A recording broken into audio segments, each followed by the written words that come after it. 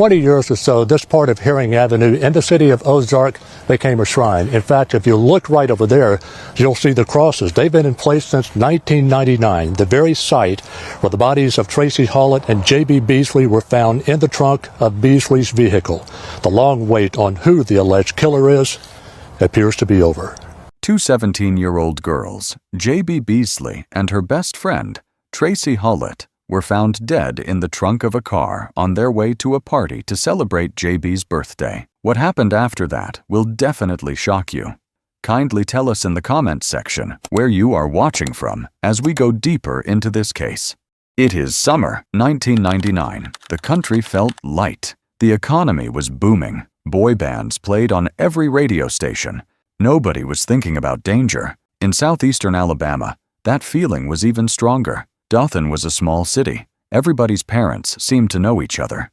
J.B. Beasley was about to turn 17. She was an honor student. She was a cheerleader. Her mother called her a gift.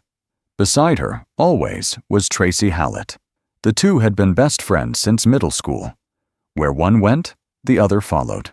On the night of July 31st, they got in J.B.'s car, a black Mazda. They were heading to a birthday party. The plan was simple, a quick drive to a nearby town, familiar roads, but somewhere along the way, they missed a turn. Instead of heading north, they drifted the wrong direction.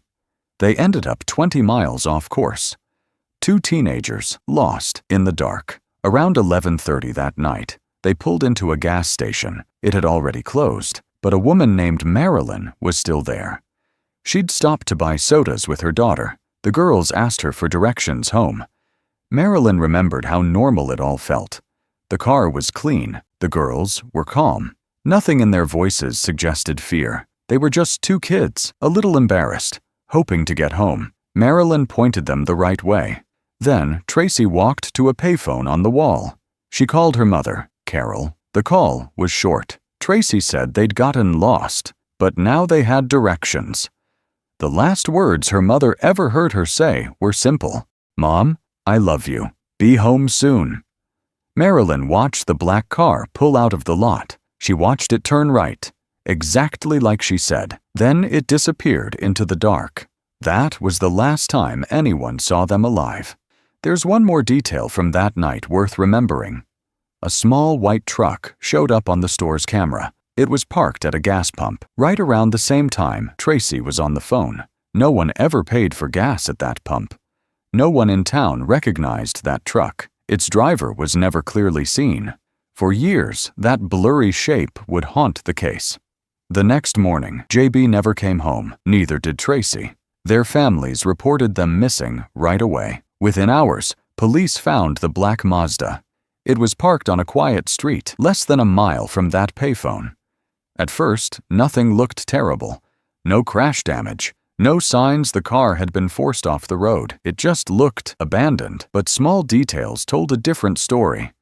The car was covered in mud. The gas tank was almost empty. A window was cracked open. The doors were unlocked. J.B.'s license sat right on the dashboard. Inside, both girls' wallets were untouched. Cash, jewelry, credit cards, all still there. The only thing missing was J.B.'s keychain. Police traced the plates and called for a tow truck. For 6 hours, that car just sat there. Doors unlocked, trunk unopened. It wasn't until almost 2 in the afternoon that someone checked the trunk. An investigator found a way to open it from inside the car. He popped it open. J.B. and Tracie were both inside. Each of them had been shot once in the head. They were fully dressed. There were no obvious signs of a struggle in the trunk, but their bodies told investigators things words couldn't. Tracie had scratches on her arm. Small thorns were stuck in her pants. Her new sneakers were caked in mud. Both girls had wet pant legs, soaked up to the knee like they'd walked through damp grass somewhere before they died. A single shell casing rested on Tracie's leg. From how the bodies were placed, investigators pieced together part of the story. Tracie had been put in the trunk first. J.B. was placed on top of her. Robbery was ruled out almost right away. Nothing of value had been taken. This wasn't a robbery gone wrong. Whatever happened to these girls happened somewhere else first. The street was simply where their bodies were left. The first exam found no drugs, no alcohol. At first, police believed there was no sexual assault either. Then, more than 2 months later, the state crime lab found something. Evidence was found on JB's body and clothing. An unknown palm print was also found inside the trunk lid. The lead prosecutor said it plainly to reporters. This was, in some way, a sexual crime. That one piece of evidence, sitting quietly in a lab, was, in theory, the key to the whole case. Finding the man it belonged to would mean finding the killer. What no one in that room could imagine was that it would take 20 years to find him. Grief doesn't stay quiet for long in a small town. News of the murders spread through both communities fast. Almost everyone knew someone close to the case. Parents looked at their own teenagers differently. Neighbors looked at each other, wondering. A reward fund grew. Police faced pressure from every direction. Everyone wanted the same thing, an answer fast. Exactly 1 month after the bodies were found, they thought they got one. A 28-year-old mechanic walked into the police station. His name was Johnny. He lived less than a mile from where the car was found. He told police he knew something. What followed was a 4-hour interview. It was fully recorded. Over those 4 hours, Johnny told 6 different versions of the story. First, he said he saw a black truck speeding away. Later, he said he gave a ride to a stranger with tattoos. In his final version, he said the stranger got into the girl's car. He said the man ordered him to follow. He said they drove to a quiet street. He said the man pulled the girls out. He said he heard 2 gunshots. Police arrested him immediately. Local news covered it heavily. For one brief moment, the town believed the case was solved. It wasn't. Cracks appeared almost right away. In none of his 6 stories did he ever mention a sexual assault. But police already knew one had happened. The man he named as the shooter had a solid alibi. He wasn't even there that night. And when Johnny's own DNA was tested, it didn't match the evidence at all. Eventually, he admitted the truth to a grand jury. He made the whole story up. He wanted the reward money. He'd seen nothing. He knew nothing. He was released. The case didn't just stall. It went backward. Months of time and resources had been spent chasing a lie, and the real trail had gone cold, while everyone looked the wrong way. With that false lead cleared, investigators kept working. They chased every tip that came in. One man from another state had been at a party nearby that night. He couldn't explain a few missing hours. He left town just days after the murders. Investigators flew out to question him 3 separate times. His DNA didn't match. Another man had been staying in town temporarily. He vanished right after the killings. He was brought in and tested too. His DNA didn't match either. And there was still that small white truck on the security camera. Blurry, unreadable plates. No one in town ever recognized it. Its driver was never found. Every promising lead ended the exact same way. A name would come up. Investigators would chase it, sometimes across state lines. And then the DNA, the one thing that couldn't lie, would rule the person out. By the early 2000s, one fact remained certain. Somewhere, there was a man whose DNA matched the evidence. And that DNA matched no one in Alabama's entire criminal system because the man they wanted had never been arrested for anything in his life. Time does strange things to a case like this. For most of the town, the years moved on normally. New houses went up. Kids who weren't even born in 1999 grew up hearing the story. For 2 mothers, time didn't move that way at all. Carol and Cheryl didn't get to move forward. Every July 31st, they were right back at that payphone. Right back at those last words. Right back at a car turning right into the dark and never coming home. The case file stayed open. The DNA sample stayed carefully stored in a lab. But year after year, nothing changed. The technology from 1999 wasn't good enough. Neither was 2005. Neither was 2010.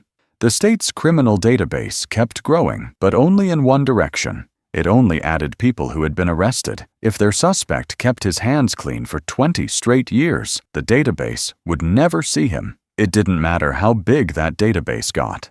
If he wasn't in it, he was invisible to it. The case became a piece of local memory. People brought it up every summer when the heat came back, but being remembered isn't the same as being solved. 20 years passed, 2 mothers grew older, and one question never stopped being asked in 2 separate homes: who killed my daughter? In April 2018, the whole country was watching California. A man was finally arrested after more than 40 years. People called him the Golden State Killer. He was linked to at least 13 murders and dozens of sexual assaults. What made this arrest different wasn't just who he was, it was how they found him. Police had his DNA from old crime scenes, but he'd never been arrested before, so his profile wasn't in any police system. Instead, investigators tried something new. They uploaded his DNA to a public family tree website, the same kind regular people use to trace their ancestors. He himself never uploaded his own DNA anywhere, but some of his distant relatives had, for completely innocent reasons. Investigators used those small genetic matches as a starting point. They built out a family tree, piece by piece. They worked from distant cousins toward closer relatives. Eventually, only one person fit every detail. This method now had a name. People called it genetic genealogy. It didn't look for the criminal directly. It looked for his family first. Then it followed that family straight to him. In a small Alabama town, a police chief named Mosley was watching all this closely. He knew exactly what it could mean for his own case. A DNA sample collected back in 1999 that had never matched a single name in 20 years. He reached out to the same lab that helped catch the Golden State Killer. He asked them to try the same thing. Take the old sample, search the family tree websites, see where it leads. They agreed. The results came back with a list of Alabama families. Their DNA resembled the sample from the crime scene. Chief Mosley went through that list, name by name. Then he stopped. One name was familiar to him. Not from any case file, from his own school days. Coley McCrary, 45 years old, born and raised right there in town. A long-haul truck driver, a pastor at a local church, married, with 2 kids, no criminal record, no arrests, nothing that would ever connect him to this case.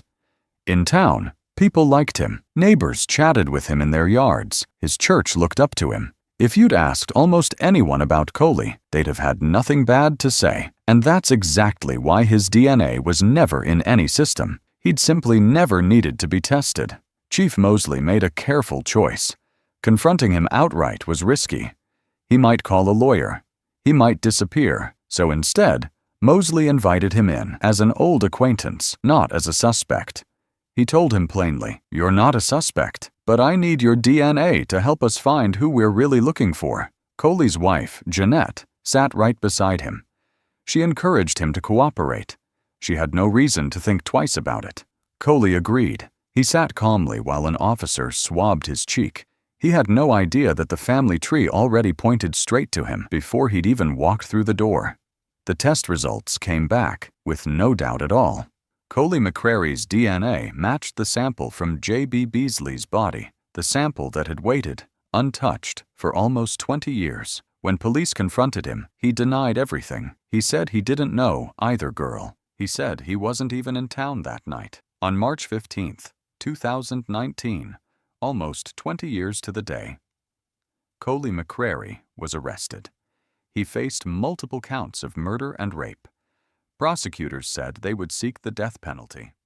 The shock in town wasn't just that the case had broken.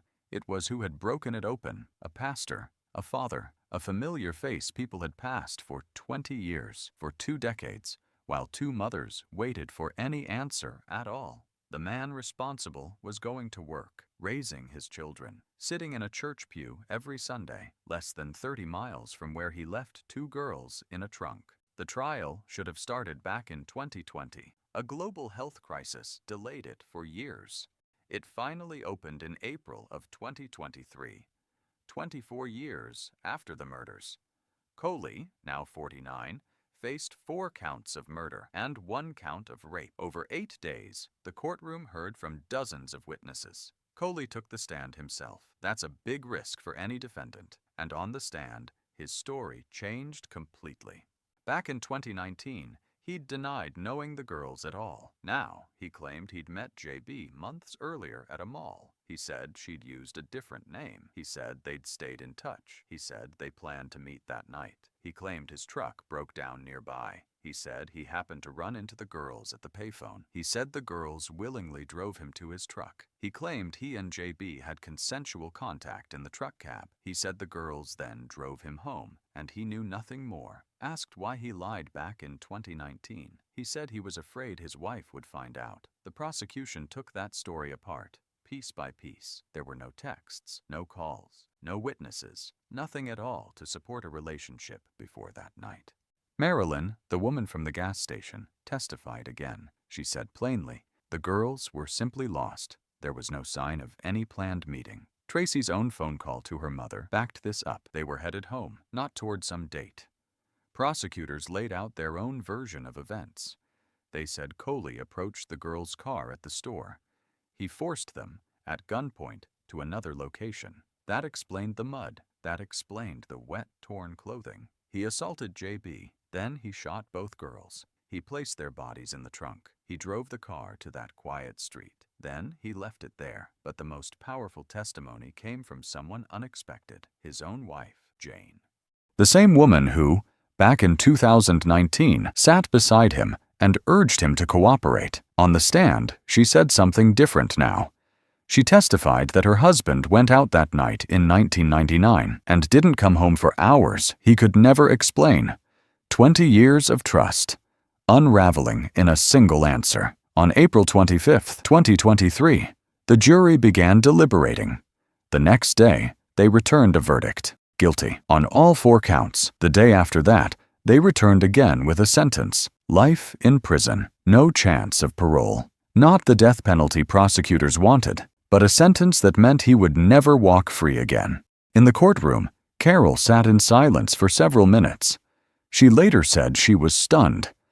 After 24 years, someone was finally held responsible. Cheryl broke down in tears the moment she heard the word guilty. The state's top prosecutor stood before reporters afterward. He said simply, they had lost 2 precious girls, girls who never got the chance to grow up. He was careful to say the verdict didn't bring full closure. No verdict ever could, but it finally answered the one question that followed 2 families for 24 years. Coley McCrary is serving his sentence in an Alabama prison today. In a phone interview from behind bars, he still claims he's innocent. He says people can call him a cheater, but not a killer. 20 years. 1 DNA sample, 1 system that could never reach a man with a clean record until a completely different kind of search. A family tree search reached him instead. This case became one of the first in the country to prove something powerful. Family tree searches could solve what old methods never could. Since then, hundreds of cold cases across America have reopened using this same method. Families who had given up hope are getting calls they never expected. There are lessons here too, small ones, worth remembering. Share your exact plans before you go out, not just where you're headed, but the address, who you'll be with when you'll be home. Turn on location sharing with someone you trust, especially at night, especially somewhere unfamiliar. If you're ever lost after dark, stay in your car, lock the doors, call someone. Don't get out to ask a stranger for directions. Trust the feeling in your chest, even when you can't explain it. If something feels wrong, leave. Call for help. Get somewhere crowded. And remember the hardest lesson this story teaches. Danger doesn't always look dangerous. Sometimes it looks like a neighbor, a familiar face at church, someone you've passed 100 times without a second thought. That's not a reason for fear. It's a reason for awareness. If this story stayed with you, there are more like it. Cases where one small detail finally broke a silence that lasted decades. Subscribe if you want to hear the next one. Also, drop a comment in the comment section. Type the word justice if you think the 2 girls finally got justice. Thanks for watching.